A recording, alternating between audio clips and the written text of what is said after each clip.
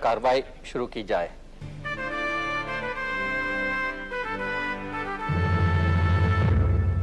जब आपने 1966 में 1966 में शिवसेना की स्थापना की थी तो उस समय आपने कहा था कि ये इसलिए सेना बनाई जा रही है कि महाराष्ट्रियन को सेकंड क्लास का दर्जा मिल रहा है, और आज 26 साल बाद भी जो आपकी पॉलिटिक्स है वो इसी सेकंड क्लास सिटीजनशिप पर आधारित है। आज आप कहते हैं कि हिंदुओं को इस देश में सेकंड क्लास सिटीजन बनाया जा रहा है। पहले गुजरातियों पर आपका हमला था, साउथ इंडियंस पर हमला था, आज मुसलमानों पर है। नहीं, ये सरासर गलत है।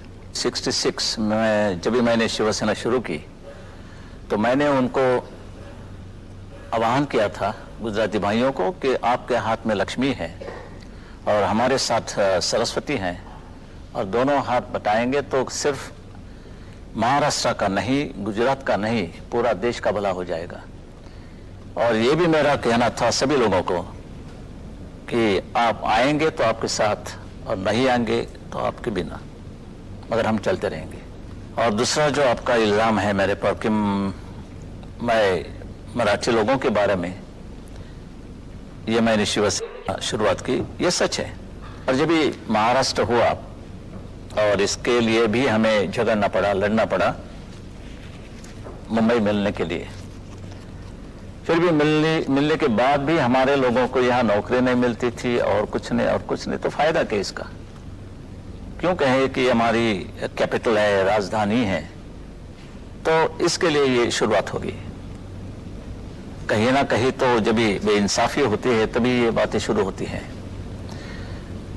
और आपने जो कहा कि पहले गुजराती के बारे में मैं ये था और अभी मैं मुसलमानों के दुश्मन हो या खिलाफ हो, ऐसी भी कोई बात नहीं है। I want everyone to be nationalist minded. सवाल यह है कि जो जितने लोग यहाँ रहते हैं वो खुद को समझेंगे कि हम ये देश के रहने वाले हैं, ना हम हिंदू हैं या मुसलमान हैं या क्रिश्चियन और कोई नहीं। बट जब ये वो कहते हैं कि खुद हम मुसलमान हैं तो हमें कहना पड़ता है कि हम भी हिंदू हैं। पहला सब सवाल ये था कि आपकी जो पॉलिटिक्स है उसका बेस चेंज नहीं हुई, उसका जो बेस है वो कम्युनलिज्म है। अगर सांप्रदायिकता ना हो, फिरका परस्ती ना हो, तो आपकी पॉलिटिक्स ही नहीं चलेगी। कम्युनल कौन नहीं है? पंडित जवाहरलाल नेहरू भी कम्युनल थे। मैंने किताब पढ़ी कृष्ण मेनन की, और वहां उन्होंने लिखा था, पंडित जवाहरलाल नेहरू से कहा था उन्होंने कि पंडित जी, आप हमेशा कहते हैं कि आप उत्तर प्रदेश के रहने वाले हैं, हम मेरा यूपी करते रहते हैं, मगर उन्होंने याद दिला दी कि आप पंतप्रधान है पूरे हिंदुस्तान के, यूपी के नहीं। तो यूपी की बात होते तो पंडित जवाहरलाल नेहरू भी कम्युनल थे। ये एक अभिमान की बात होती है। अभी भाषा वापांतर रचना हो गई है तो हम क्या करें?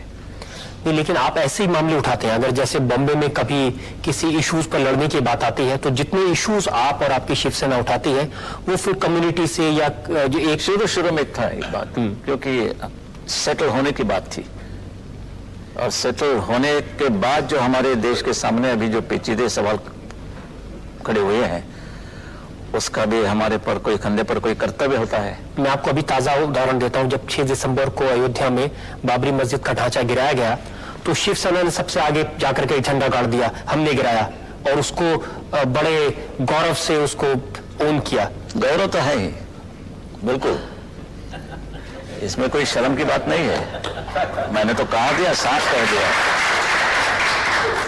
आप ये मानते हैं ये बाबरी मस्जिद गिराने दी गई है, इसके नीचे हमारा जो टेंपल था, मंदिर था राम का, वो हमने ऊपर लाया। वो जो ढांचा था वो मंदिर था क्या मस्जिद था?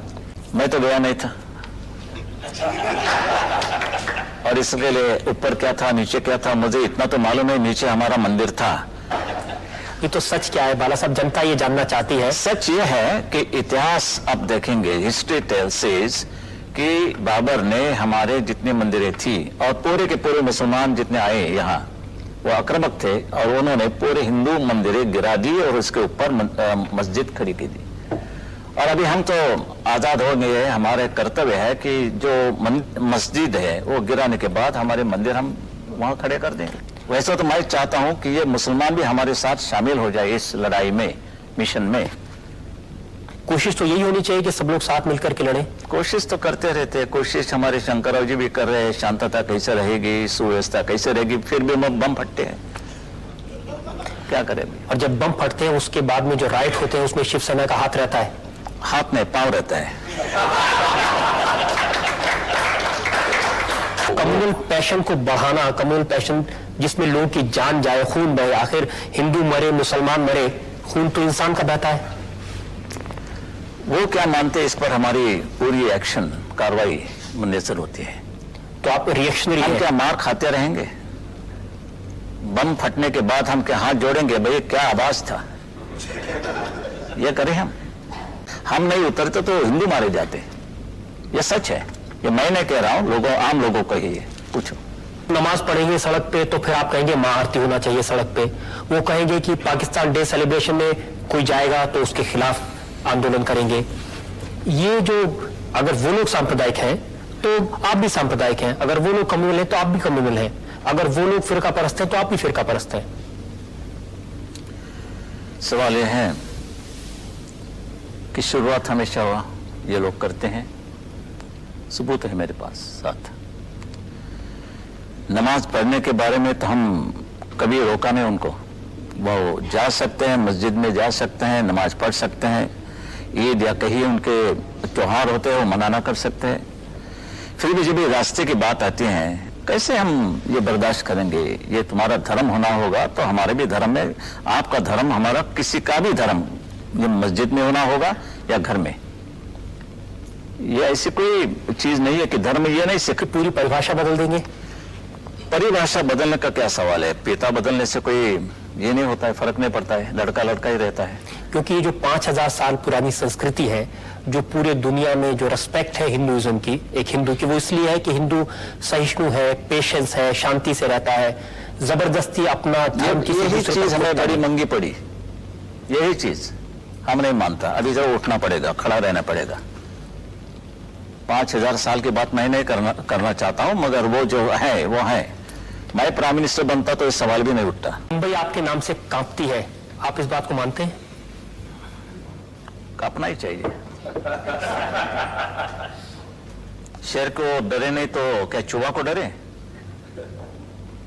तो ठीक है, कांपना है तो राजनीति के अंदर जो लोग हैं वो कांपते हैं तो मुझे बहुत खुशी होती है। वो इसलिए कांपते हैं बाला साहब क्योंकि जो क्रिमिनल्स हैं, ऐसे लोग हैं जो शिवसेना के नाम पर लोगों से पैसा ऐंठते हैं, एक्सटॉर्शन करते हैं, उसको आप अच्छा मानते हैं? नहीं, बिल्कुल नहीं। इसलिए तो मैंने कहा कि मैंने अखबार में एडवर्टाइजमेंट दी थी, जाहिरात दी थी, और मैंने ये भी कहा था कि ऐसे कोई लोग शिवसेना के नाम लेके आएंगे, जबरदस्ती करेंगे, को उनको पकड़ के पुलिस के हवाले कर दो।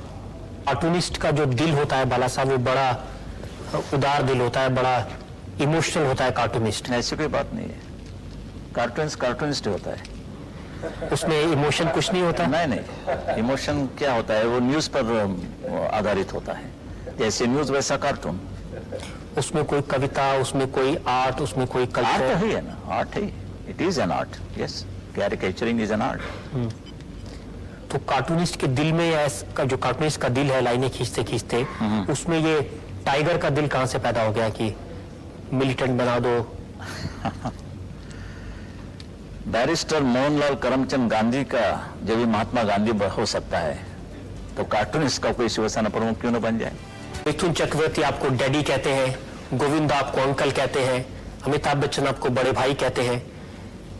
तो ये ग्लैमर के जो लोग हैं, स्टार के लोग हैं, इनके प्रति आपकी आप थोड़ा श्रीदेवी वगैरह का नाम लो थोड़ा। और मैं चाहता हूँ मुझे अंकल नहीं कहें। लोग जानना चाहते हैं श्रीदेवी आपको क्या कहती हैं? श्रीदेवी मिलती है मगर कुछ नहीं कहती है, ये अच्छा है। I work for them, I was in famous pictures as a staff artist. पुरानी बात है, 45-46 की बात है। मैं वहाँ आर्टिस्ट था, मैं शो कार्ड वगैरह बनाता था।